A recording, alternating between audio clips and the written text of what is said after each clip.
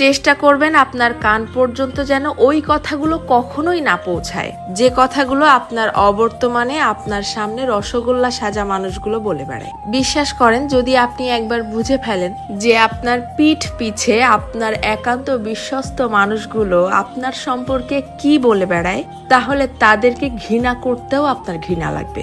যদি আপনি বুঝে ফেলেন আপনার কান পর্যন্ত কোনো কায়দায় যদি কথাগুলো চলেও আসে, তখন আপনি এমনিতেই নিঃশব্দে মেনে নিতে বাধ্য হবেন যে আপনার আশেপাশে আসলে আপনার বিশ্বাসযোগ্য কেউ নেই। যখন কেউ আপনার প্রশংসা করবে, সেটা তারা কোনো রকম রিয়াকশন ছাড়াই চুপচাপ শুনবে।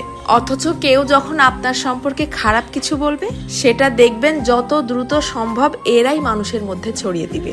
আপনি যতই ভালো হন, যতই তাদের হেল্প করেন, যতই তাদের সাথে ভালো মনে মিশতে চাওয়ার চেষ্টা করেন, কোনো লাভ নেই। কারণ এরা আপনাকে হিংসা করতেই বেশি পছন্দ করে।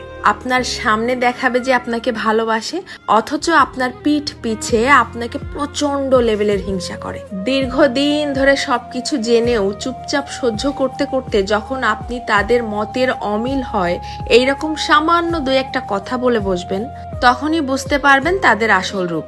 তাদেরকে এতদিন ধরে দেখানো আপনার সমস্ত সম্মান, ভালোবাসা, হেল্প, স্যাক্রিফাইস বিশাল আকারে ঢাকঢোল পিটিয়ে আপনার মুখের উপরে ছুঁড়ে মারবে, যেন এগুলো তাদের কাছে কিছুই ছিল না।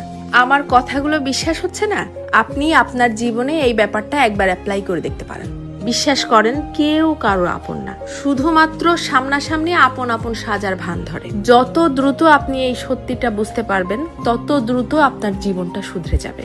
কারণ কেবলমাত্র তখনই আপনি সেই আপন সাজা মানুষগুলোর সামনে নিজেকে প্রেজেন্ট করা বন্ধ করে দিবেন। কারো কাছ থেকে কোনো এক্সপেকটেশনও রাখবেন না। জীবনটা হয়ে যাবে শান্তির। তবে মন খারাপের কিছু নেই। এদের জন্যও সৃষ্টিকর্তা বড় কিছু আয়োজন করে রেখেছেন। যারা অন্যের সফলতা, অন্যের জীবনযাপন দেখে হা হুতাশ করে, হিংসা করে, এদেরকে সৃষ্টিকর্তা শুধুমাত্র হিংসা করার জন্যই পৃথিবীতে ফেলে রাখেন। তাদের নিজের জীবনের কোনো উন্নতি ঘটান না।